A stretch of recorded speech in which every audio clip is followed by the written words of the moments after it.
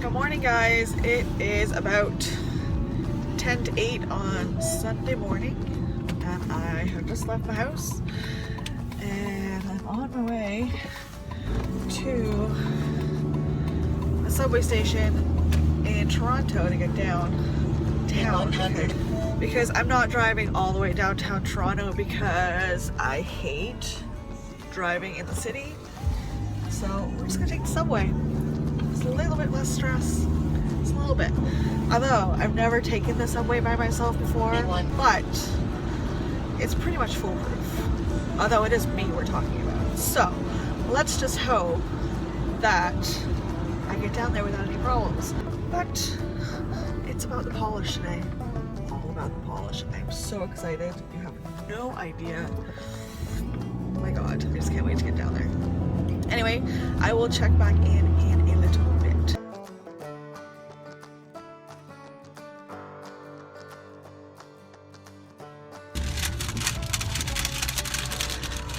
Had to stop for some breakfast before I get on the highway because I'm starving. So we're officially on the highway and on our way. Finally, I'm excited. 1 hour later. So we're almost at the subway station and as of right now I have no clue where I am at all. So hopefully the GPS does me right because otherwise we're about to get lost. Fingers crossed that the GPS at least knows where it's going because I don't. Destination on the right at 90 meters. We made it to the subway station. Yay! And now I gotta get on the train. I'm off the subway. It's still very, very wet. And I'm walking towards the Hyatt right now. It's just down the corner here, so not much further to go.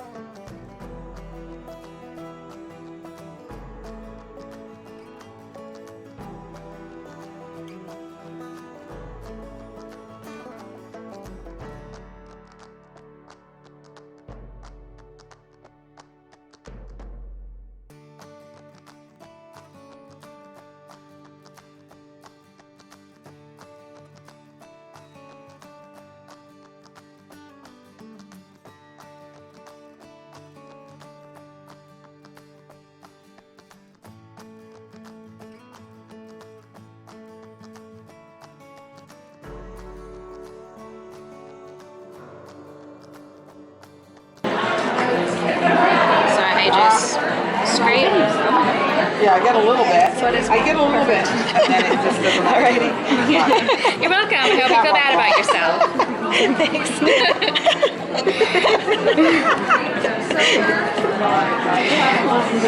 I'd be the worst teacher. Next time, try harder.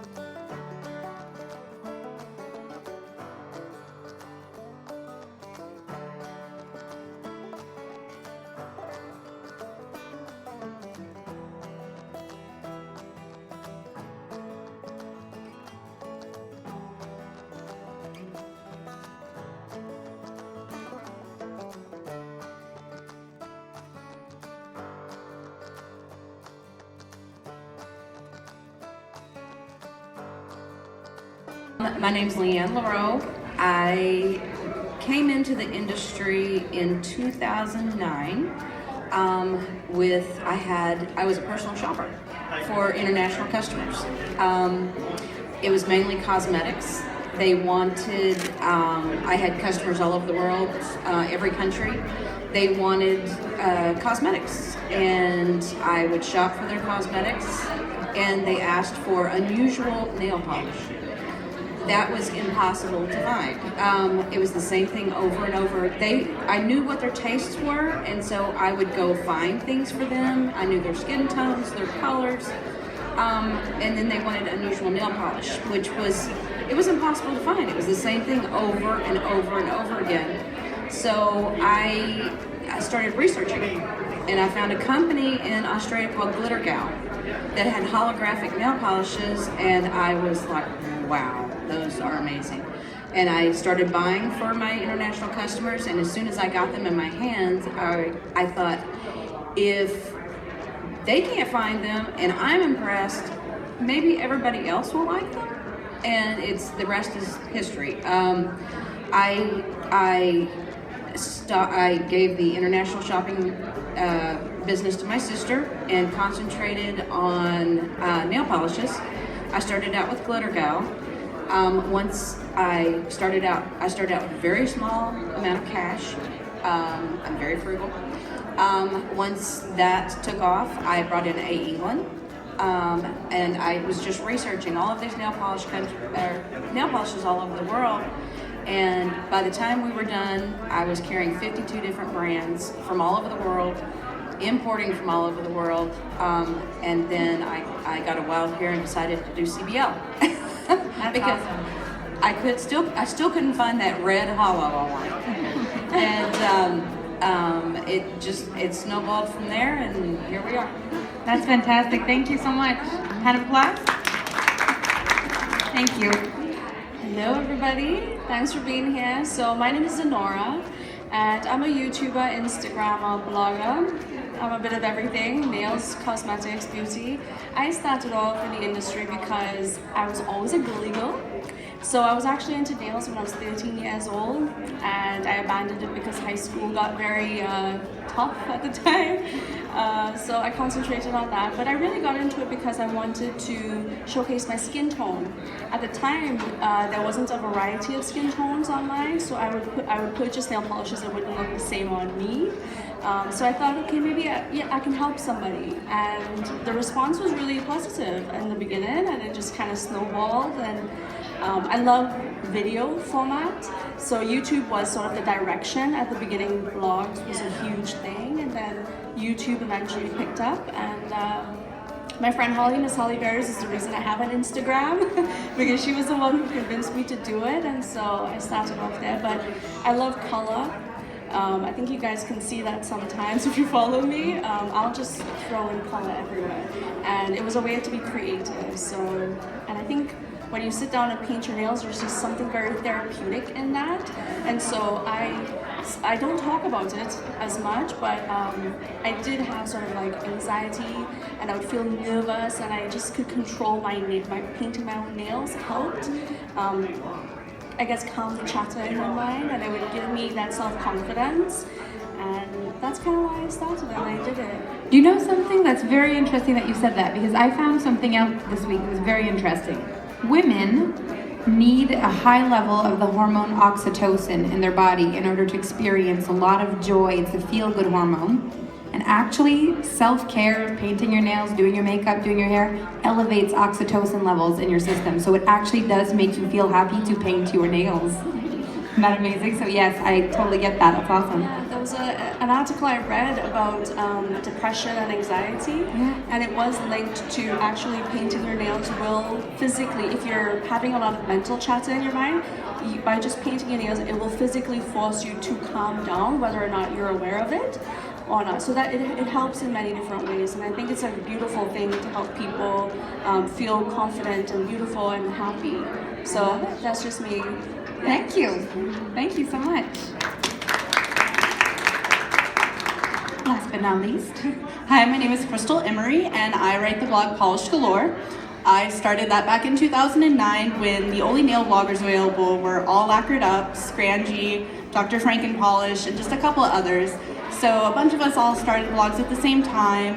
The Polishaholic, also known as Katie Gonzalez, we all kind of started at the same time and really started with the mainstream industry. So I've worked with C&D, I've worked with OPI, I've worked with China Glaze, Zoya, Essie, and then indies came out of nowhere.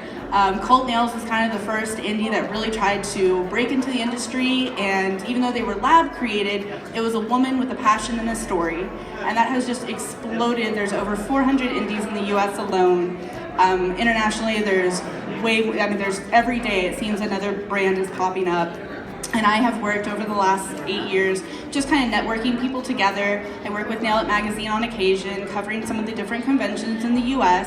There's 3 established conventions in the US for indies now, and it's kind of just a new market. Indies are very different from mainstream, but at the end of the day, we're all about wanting to love putting nail polish on our nails, and so I'm really excited to kind of be a part of that experience for everyone. That is awesome. Thank you. So I think a big, really Bring brands sit up and take notice. And I really think indies are the brands of the future. I think we're getting, we went from mom and pop stores to Walmart, to the giant conglomerates, with no name, no face, no small town feel. I think that people are tired of that. They want the personal attention, and they want to feel like that they're a valued customer, not just another number. And I think that it's starting to turn back around, especially online shopping, because people are busy. They want to online shop. I do. I don't ever hardly go to a mall anymore because I don't have time. And you see the same thing over and over and over. And I see the indie clothing business coming up, the indie jewelry business coming up, because people want something different and they want a connection and not just, run you through like cattle and have the same thing over and over and over again. I really think the indie industry is turning it back to a ma and pa type business because people want that again. Yeah. Thank you. So does anyone remember OPI pineapple have peelings too? Yeah? So I think that is what, and I fully 100% agree. I think the indie nail polish, indie in general, is pushing mainstream, and then they're pushing back. And when you see that push and pull, you know you have an influence. That's when you know, okay, well maybe they're listening and their ears on the ground, listening to the indie community.